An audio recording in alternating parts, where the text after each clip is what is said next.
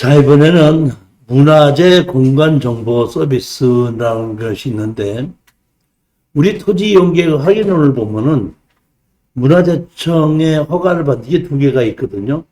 규제를 받는 것이 뭐냐면은 문화재 보호구역.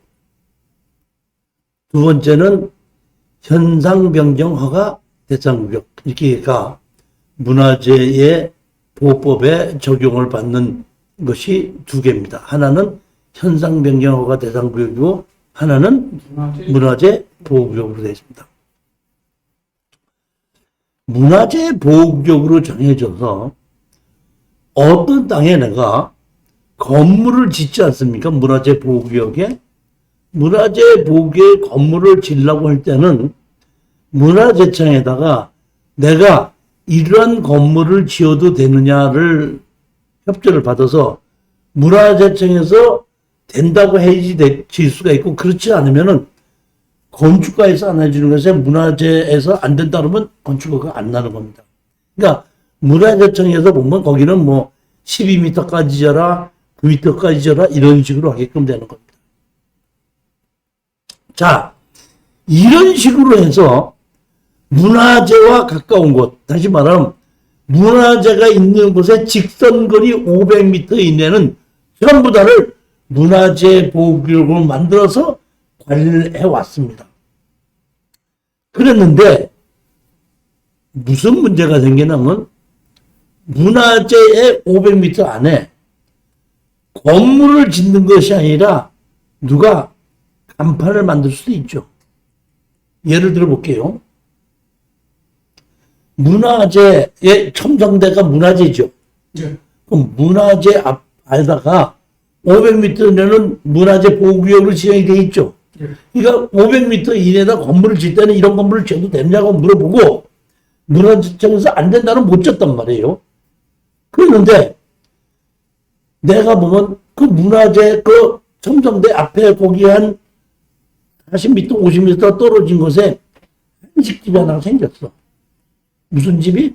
한식집이 생겼는데, 한식집 장사를 하려고 첨성대 보러 온 사람 앞에다가, 그 앞에다가 10m 앞에다가 간판을 만들어 놓고, 한식, 정식, 10,000원, 직선거리 30m, 이렇게 써붙여 놓을 수도 있죠. 그렇죠. 그러면 문화재청에서 그거 간판 없애야 돼, 안 없애야 돼? 간판을 살질 못하게 해놓죠. 네? 간판을 못 따르게 해놓죠. 자기 땅에다가 했는데.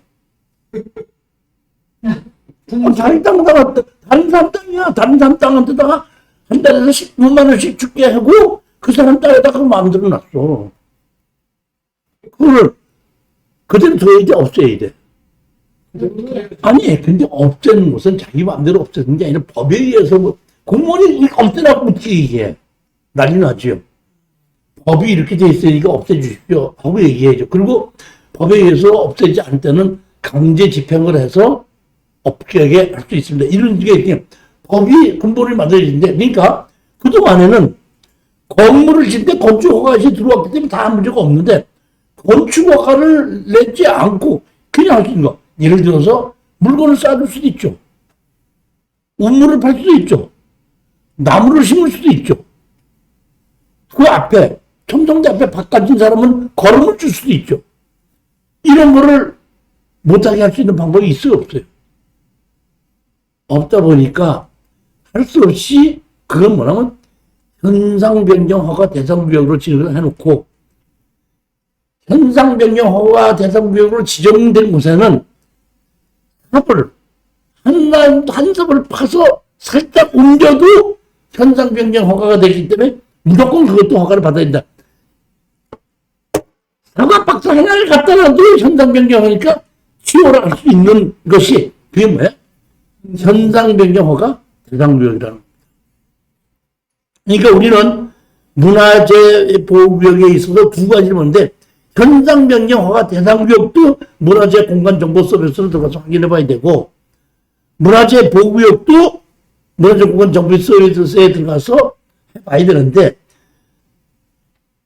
현상 변경 허가 대상구역이나 문화재 보호구역이나를 따로 위치를 보고 다 정하는 것이 아니라 무조건 어떻게 나면 문화재에서 500m 이내면 무조건 다 정해놓는 거예요. 현상병력 허가 대상구역, 그다음에 또는 문화재 보호구역 이렇게 다 정해놨거든요. 그렇게 해놓고 개별로 어느 정도까지 뭘 하면 된다 안 된다는 것이 따로 정해져 있기 때문에 현상병력 허가 대상구역으로 지정돼 있다고 해서 뭐든지 다 못하는 것도 아니고 문화재 보호구역으로 지정됐다고 해서 무조건 건물 못 짓는 건 아니다. 지을 수 있는 건물도 있고 몇 미터까지 지으라 하고 못 지어라 아니면 그냥 사실 500m면 내가 솔직히 이런 게 하기는 해. 문화재 보호구역으로 돼 있는데 땅을 가서 다 봤잖아요. 문화재 찾으려고 해도 찾지도 못하겠다. 500m면 그렇게 많이 멀어. 얼마나 멀어요. 그렇지만 500m 이내는 무조건 다 정해놓고 규제를 하는 건 일부만 규제를 한다. 그러니까 그 일부에 무슨 규제를 어떻게 하려고 그러냐면 문화재 공간 정보 서비스 들어가 봐라. 문화재 공간 정보 서비스 이렇게 들어가면 이렇게 돼 있습니다. 뭐 통합 검색 이렇게 돼 있거든요. 통합 검색은 파장동 569 이렇게 치는 겁니다. 파장구 569 치게끔 되면 여기 보면 파장구 569 이게 쭉 다 나와요. 569도 나오고 561도 나오고 뭐 다 나오거든요. 내가 파장동 569다 569 이걸 다시 클릭을 하게끔 되면은 그러면은 이렇게 화면이 떠오면서 여기에 뭐 이렇게 위치가 이렇게 뜹니다. 이걸 다시 원형해갖고 이걸 딱 찍어가지고 이렇게 치면은 여기만 근처가 전부 다 규제를 받는 것이 뜨게끔 되는데 그 뜨게끔 되면 뭐냐면 이렇게 로딩이 되다가 여기를 제가 이렇게 치지 않습니까? 여기 이렇게 치게끔 되면 로딩이 되다가 나타납니다. 이렇게 보면 시도문화재가 있다. 거기에 근처에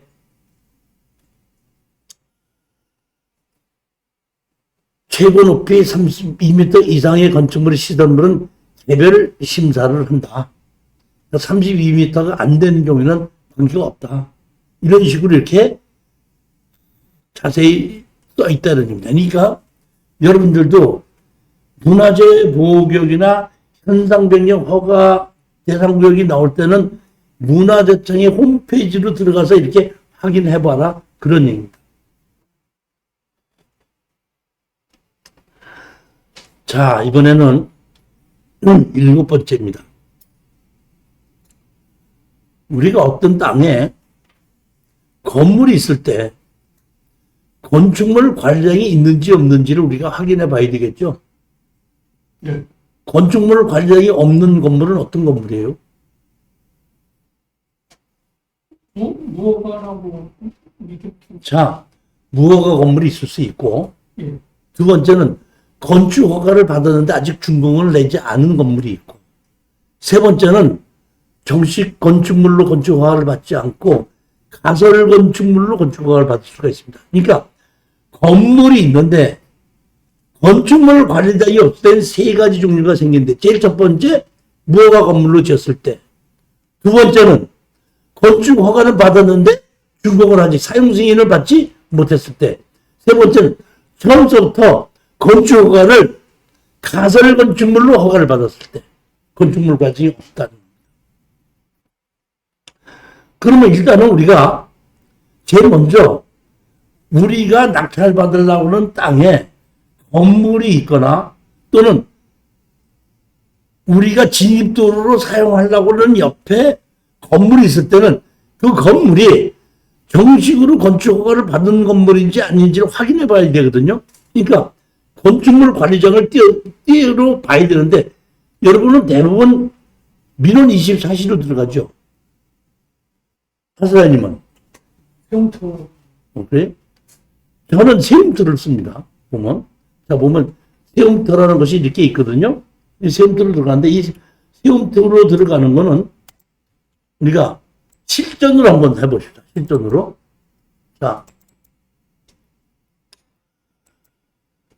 자, 이게 보시게끔 되면은 뭐가 있죠? 건축 행정 시스템 세움터 이게 있죠? 세움터 그리고 가면 이런 화면이 뜨게끔 됩니다. 이러면 여기 세금투에서 민원 서비스 이렇게 나오지 않습니까? 여기 보면 건축물 관리대장이 발급이고 건축물 현황도 발급이 있죠? 건축물 관리대장 발급부터 먼저 한번 끄십니다. 그러면 로그인이 필요한 서비스입니다. 그러면 나는 회원으로 들어가 있는데 회원으로 안 들어가 있는 사람은 그냥 비회원 발급 이렇게 하면 됩니다. 비회원 발급하고 로그인하게끔 되면 비회원 로그인하는 게 나와요. 그럼 이름을 치는 겁니다. 누구? 이종실. 됐죠? 주민등록 번호 치게끔 돼 있죠? 그 다음에 여기 그다음에 전화번호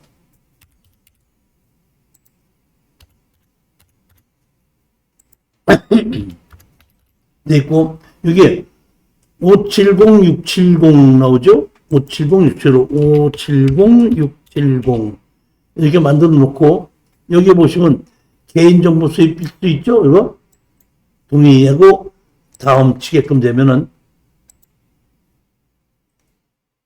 678이에요.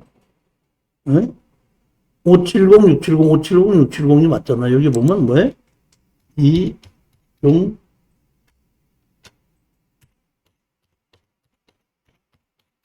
돼 있죠.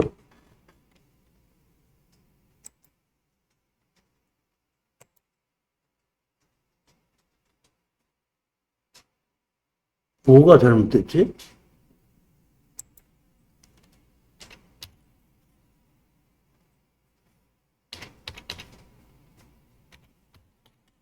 맞잖아요? 뭐 음성 듣기를 해보시면 좀 아니, 여기 그 자동 입력 맞습니다? 새로 고침. 01852 018520.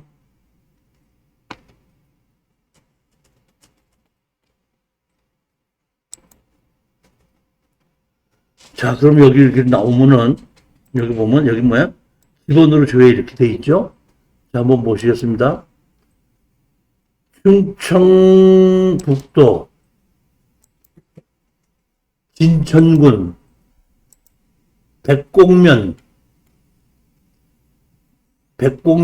용동리 대지 393-1이죠? 조회하기. 이렇게 나오면, 여기 나오죠? 일반 건축물로 나오죠?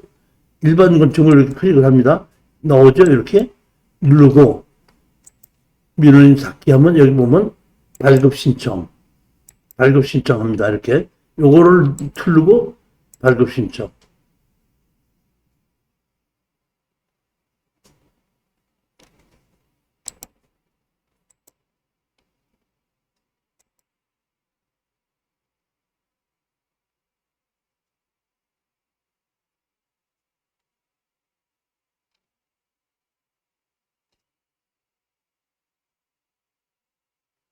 이게 뭐야? 충청북도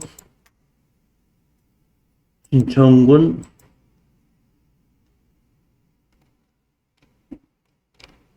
백곡면 용동리 대지 393-1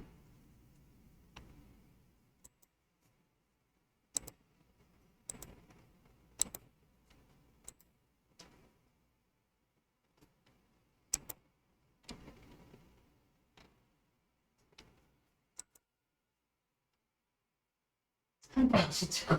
잠깐만.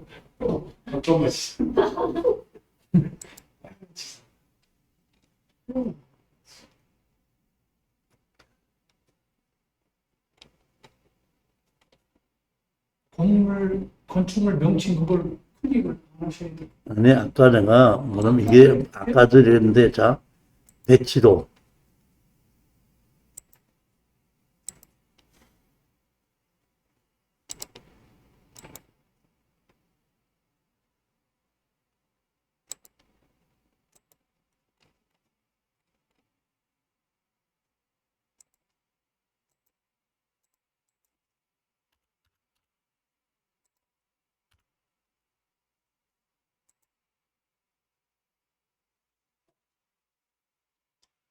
왜 이러지?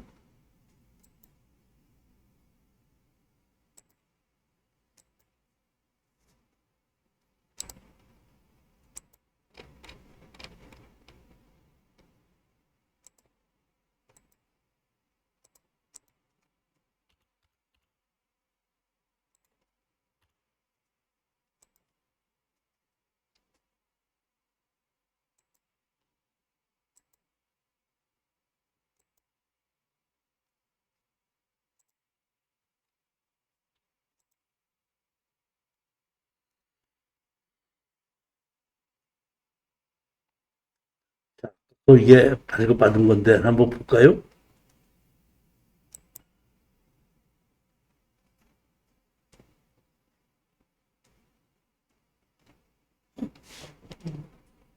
이게 이제 이름을 제 이름으로 샀거든요. 우리 낙찰받아서.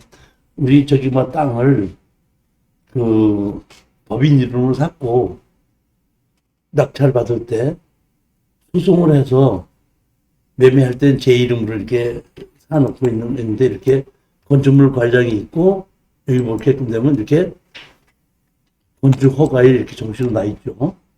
저는 이렇게 뜨는데 자 이렇게 말고 이번에는 뭘 보냐면 자 보십시오. 이번에는 배치도죠.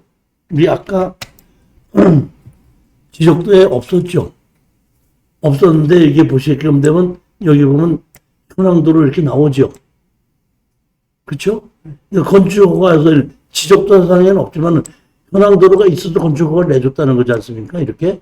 그러니까 이렇게 저는 건축물 관리장도 띄워보고 배치도도 이렇게 띄워보는 건데 이게 2000년 이후에 진 건물들이 이렇게 배치도가 나오는데 그 이전에 진 것은 배치도가 안 나오기도 합니다. 저는 민원 24시가 아니라 이렇게 세움터에서 건축물 관리대장하고 건축물 배치도 하고 현황도 하고 두 개를 이렇게 띄워봅니다.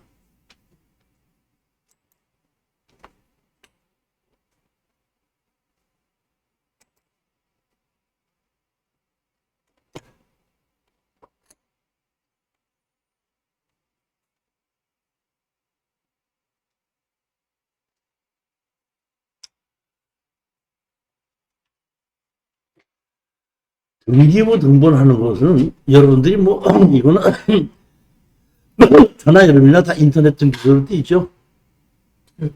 인터넷 등기를 띄어서 저 같은 경우에는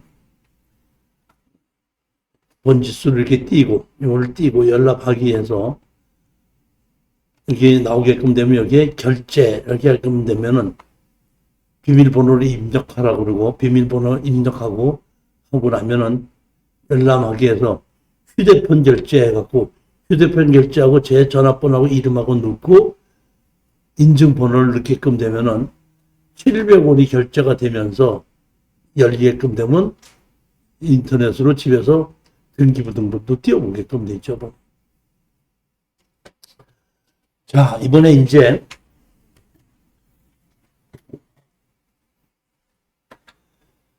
여태까지 서류 띄는 것은 그대로 다 받고 이제 정식으로 국토의 계획과 이용에 관한 법률에 의해서 설명을 드리도록 하겠습니다.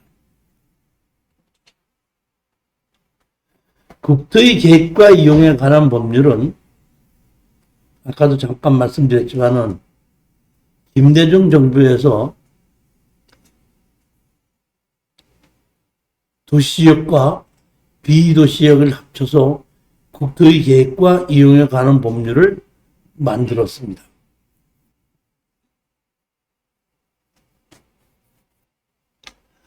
국토의 계획과 이용에 관한 법률 제6조에 보면 이렇게 도시지역이 있고 관리지역, 농림지역, 현장지역인데 요거는 보고 우리가 뭐라고 얘기하죠? 비도시지역이라고 얘기하죠. 비도시지역. 여기는 뭐야? 도시지역. 요 나머지는 비도시지역으로 이렇게 두 개로 나누게끔 됩니다. 도시지역은 다시 주거지역, 상업지역, 공업지역, 녹지지역으로 만들어서 도시지역은 정부에서 개발을 하자는 거고, 비도시적은 개발을 유보를 하자 이런 뜻입니다.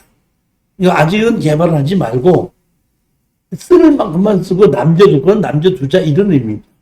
근데 도시적은 개발을 하는데 개발을 하게끔 됐을 때에도 사람이 사는 곳에도 그린존이 있어야 되니까 도시지역에 주거적, 상업적, 공업적이 있고 맨 마지막에 녹지지역이 있죠.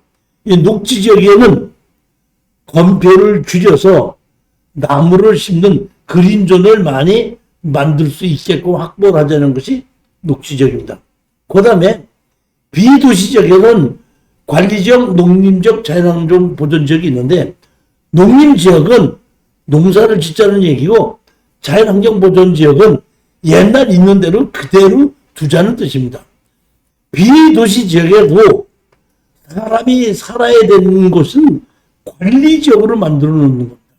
그러니까 개발하지 말아야 되는데 유일하게 비도시지역에서 집을 지을 수 있는 것이 관리지역이라고 보시면 됩니다.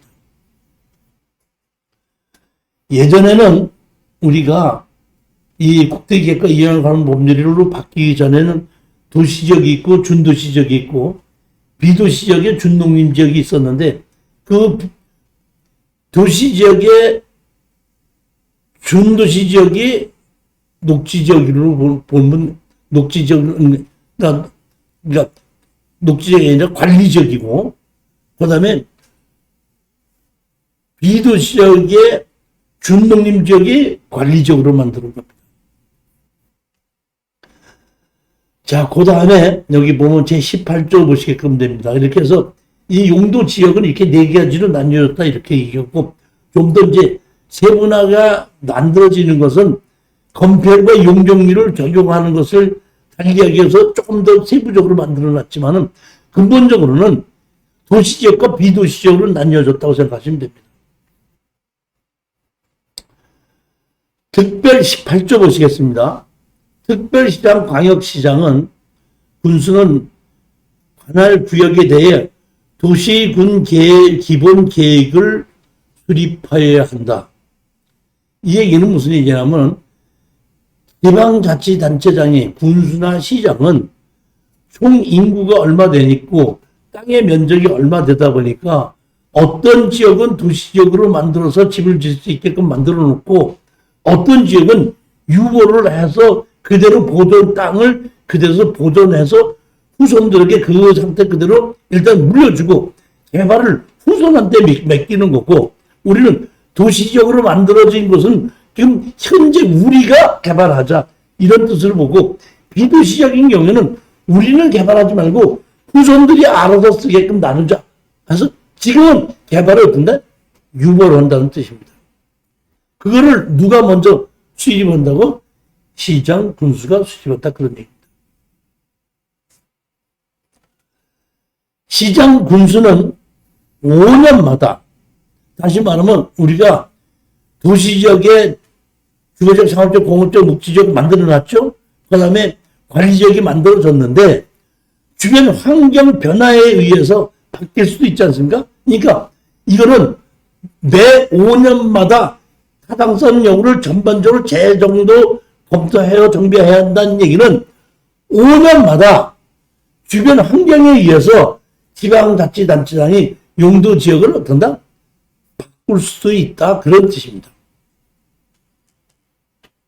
자, 그 다음에 제29조를 보시겠습니다. 29조를 보시게끔 되면은 시도지사가 직접 또는 시장 군수의 신청에 따라 결정한 지방자치법에 따라서 인구 50만 이상의 도시는 본인이 직접 시장 군수가 직접 결정을 하고 50만이 안 되는 곳은 시도지사의 결재를 받아라.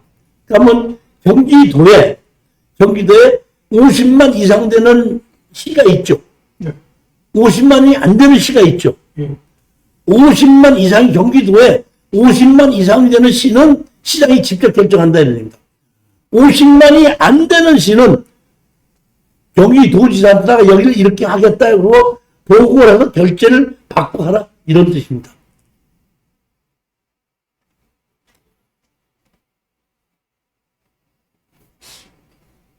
시장이 직접 할 수 있네요. 50만이다. 지금 보면은 뭐 제가 뭐 정치 얘기를 하자는 것이 아니라 이재명 시장이 성남시장 일대에 거기에 이제 용도 지역을 좀 바꿔라. 어떻게 바꿨냐 했더니 뭐 국토교통부에서 요청을 해서 바꿨다. 뭐 이렇게 얘기를 하고 아니다 뭐 이렇게 얘기하는데 하여튼 권한은 50만 이상이 될 때는 시장이 직접 자기가 권한 행사를 할 수 있다 이런 겁니다.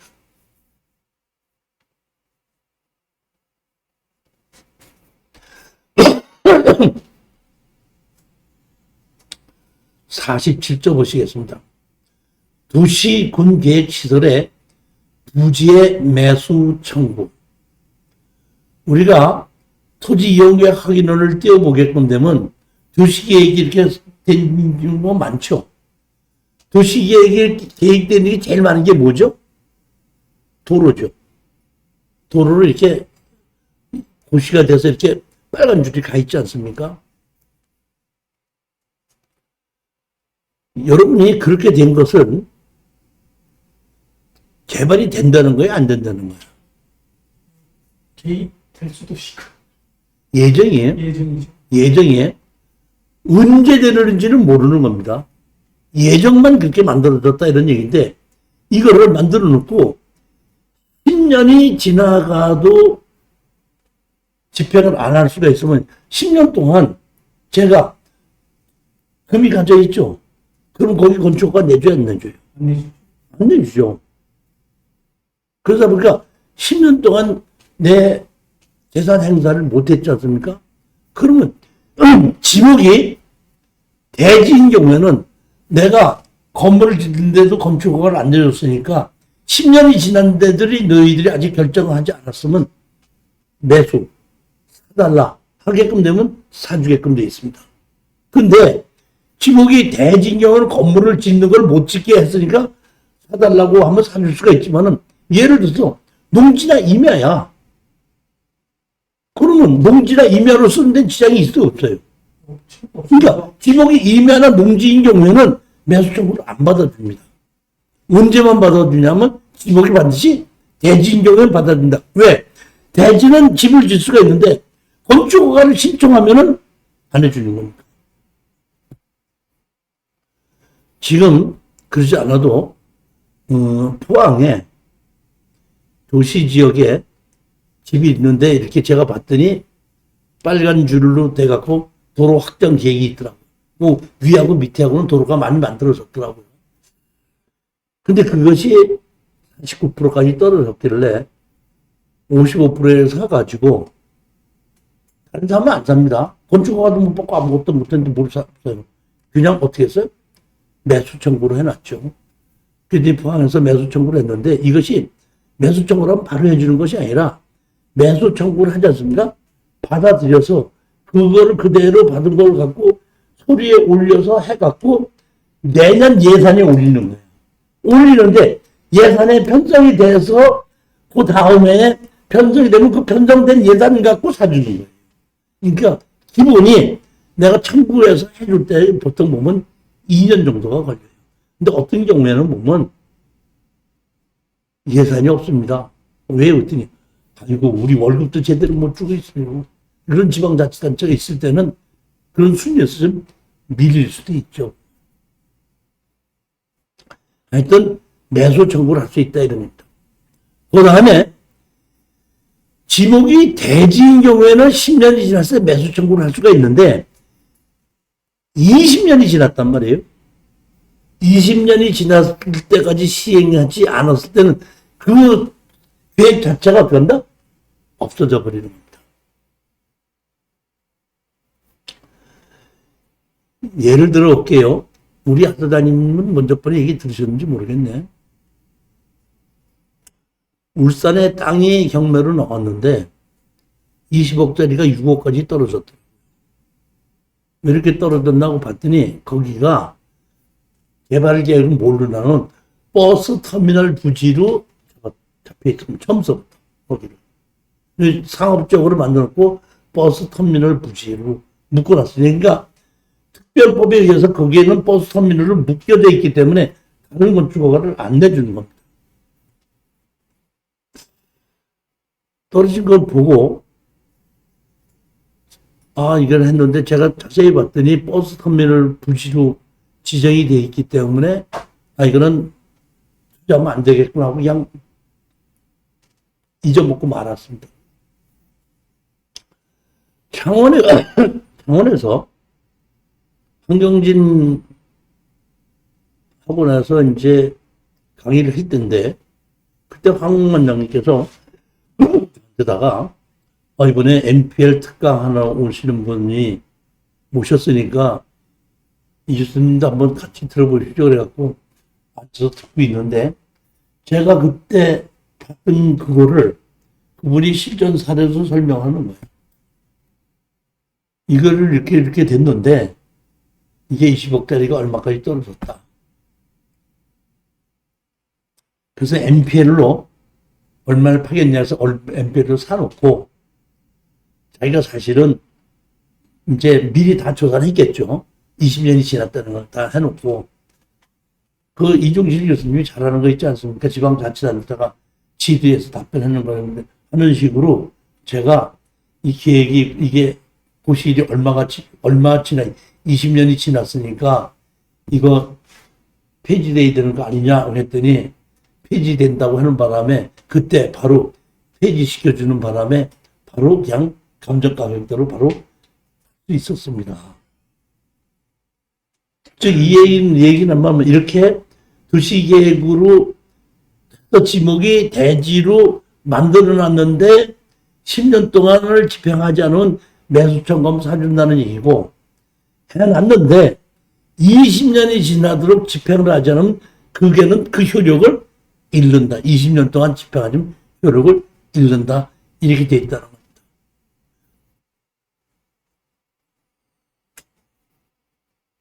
짭짤하게 무슨 아니, 자 보십시오.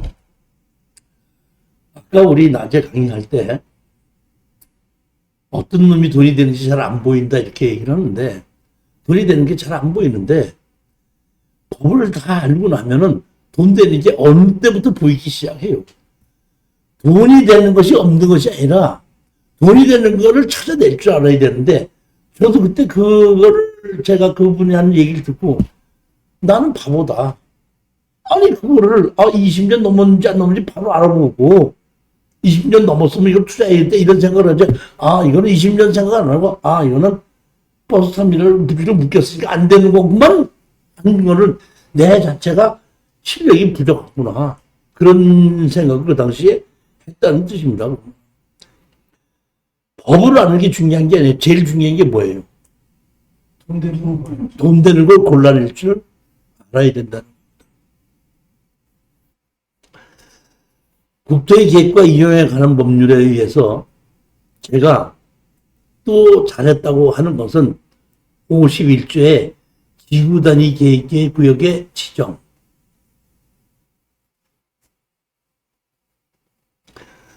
지구단위 계획으로 지정을 해서 그러니까 어떤 땅을 개발할 때는 기반시설도 같이 개발할 수 있게끔 국토의 계획과 이용에 관한 법률을 만드는 것도 이것도 제가 보면 상당히 김대중 정부에서 잘 만드는 겁니다.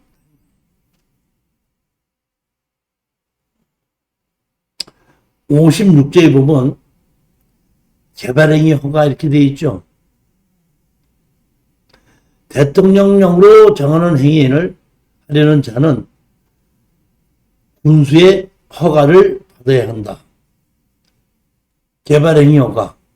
개발행위 허가, 아까 제가 뭐라고 얘기했죠? 개발행위 허가의 정의가 뭐예요? 제가 먼저 얘기했잖아요. 자, 예전에 염전에 묘지에 집을 지으려면 어떻게 하면 돼요? 개발행위. 예전에. 그냥 건축허가 신청하면 되는 거예요. 신청. 건축 신청하면 되는 거예요. 그러니까 이렇게 다른 거 없이 그냥 바로 건축허가를 신청하게끔 되다 보니까 이게 뭐야? 난개발이 되다 보니까 김대중 정부에서 만들어 놓고, 이 얘기, 개발의 여가는 이런 걸로 보시면 됩니다. 현재에 있는 토지를 다른 용도로 변경하려면은 개발의 여가를 받아야 됩니다. 예전에는 현재 쓰고 있는 땅을 현재 용도로 쓰고 있었는데, 지목에 관한 특별법이 없을 때는 그냥 허가를 받지 않고 다른 용도로 써도 아무 문제가 없었던 겁니다. 즉, 이 얘기는 뭐냐면, 내가 묘지를 갖다가 뭘로 만들어야 돼?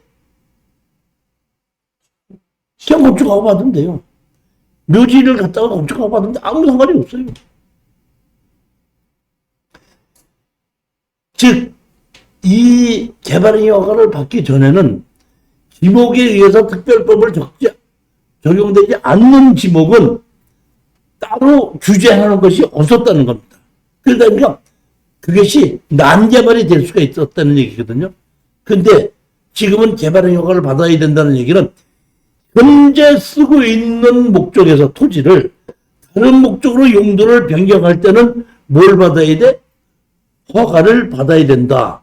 근데 용도를 변경하는 것뿐만 아니라 다시 말하면 물건을 쌓아두는 거, 토지를 분할하는 거, 분할을 하는 것도 개발의 허가를 통해서 해야 되고, 물건을 쌓아두는 것도 개발의 허가를 해야 되고, 형질 변경하는 거.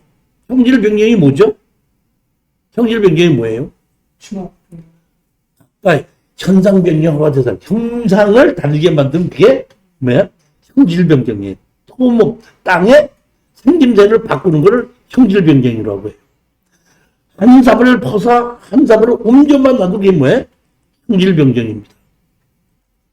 땅의 모양은 형질 변경인데, 현상 변경은 땅만 아니라 뭐 간판을 만드는지 나무를 심는지 이런 것도 다 현상 변경이 들어가고, 형질 변경은 땅만 가지고 현재의 모양에서 다른 모양으로 바꾸게끔 되면 그걸 보고 형질 변경하는데, 이런 형질 변경하는 거, 그 다음에 공작물을 설치할 때, 건축물을 설치할 때 이렇게 5가지를 전부 다 개발의 허가를 받게끔 만들어졌다는 겁니다. 난개발이 많이 없어진 거죠, 보면. 그러니까 아까도 말씀드렸지, 경사도가 있고 인목보수가 있고 뭐가 있었죠? 표고도가 있었죠.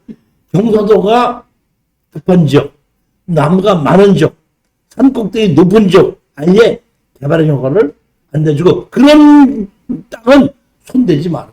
그건 후손들이 꼭 필요할 때 그때는 써도 되지만, 현재는 그런 땅 안 써도 우리가 삶에 아무 지장이 없다. 그런 얘기인 겁니다.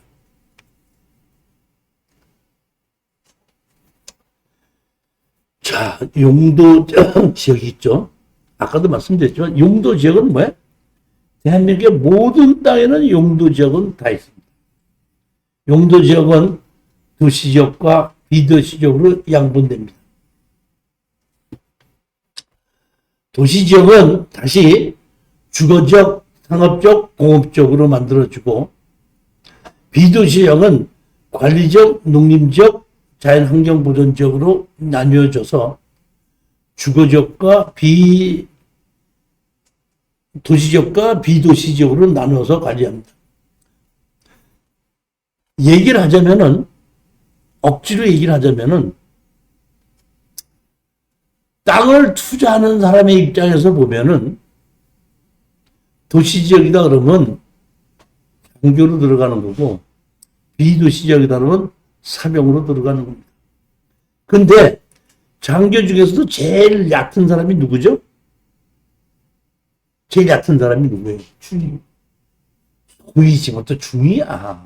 춘희. 중이는 장교가 아니고 그런 사사관이지. 하사관으로 보죠. 하사관으로 보죠. 그러니까 다시 말하면 장교하고 이제 그 사병이 있는데, 장교 중에서 제일 낮은 사람이 소위인데, 그거를 보면 녹지지역으로 보는 거고, 하사관 일반 사병 중에서 제일 높은 것이 뭐야? 준위를 보는 거죠. 준위를 보는데, 실제 여러분 소위하고 준위는 전부 다 준위가 월급을 더 받을 수도 있죠. 그런 것을 보면 몸에 계획관리지역. 그러니까 녹지지역과 계획관리, 자연 녹지지역과 계획관리지역은 지을 수 있는 건물의 종류나 용적률은 같은데 뭐가 다르냐면 건폐율이 다를 수가 있습니다. 거의 같다고 보시면 됩니다.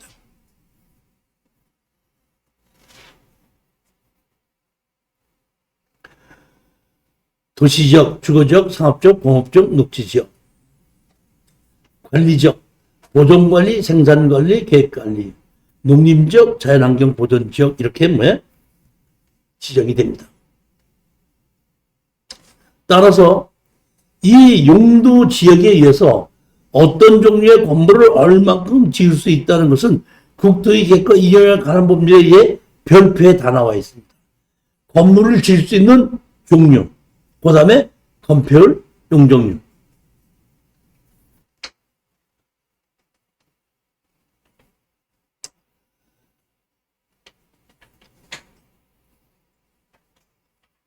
국토의 계획과 이용에 관한 법률의 용도 지역 건폐율, 도시지역, 주거지역 이렇게 있고, 이게 보면은 이거는 법으로 정해져 있는 것이 있고 조례로 정해져 있는 것이 있거든요. 그러니까 조례는 법을 넘어가지는 못합니다. 법보다도 더 강하게끔 규제를 하는 것이 조례예요. 예를 들어 보자면은 2종 일반 주거지역은 법이 용적률 200%까지 지을 수 있다. 건폐율 60%까지 지을 수 있다. 이렇게 정해져 있습니다. 그런데 서울시 조례에서는 2종 일반 주거지역인 경우에는 용적률 200%까지 지을 수 있다. 이렇게 되어 있거든요. 50%를 내린 겁니다. 더 강하게끔 된 겁니다. 근데 법에서 250% 하는데 조례에서 260%를 못합니다. 법보다는 더 강화해서 200%를 만들어 놓고 이런 제는 하죠. 보면은 2종 일반 주거지역이면 아파트를 짓는데 원래 용적률 200%까지 지을 수 있는데 만약에 너희들이 그 아파트의 일부를 임대 아파트로 같이 분양할 수 있게끔 한다 그러면은 용적률을 210%든지 220%까지 줄겠다 얘기를 하면은 사업 시행자가 내가 여기다가 일부 임대주택을 집어넣을 것이냐 안 집어넣을 것이냐 하는 거는 판단을 해서 하면 되는 거죠. 법이 있고 뭐가 있죠? 시행령이 있죠. 그 다음에 조례가 있죠. 법, 시행령, 조례 다 봐야 된다 이런 겁니다. 용도지역에 의한 용적률, 그 다음에 시행령, 서울시 조례 다 이렇게 있습니다. 오늘은 여기까지 강의를 하고 다음 주서부터는 용도 지구에 의해서 용도 구역, 용도 지구, 그 다음에 타 법령에 의해서 자세히 설명을 드리도록 하겠습니다. 자, 안녕히 들어가십시오. 감사합니다.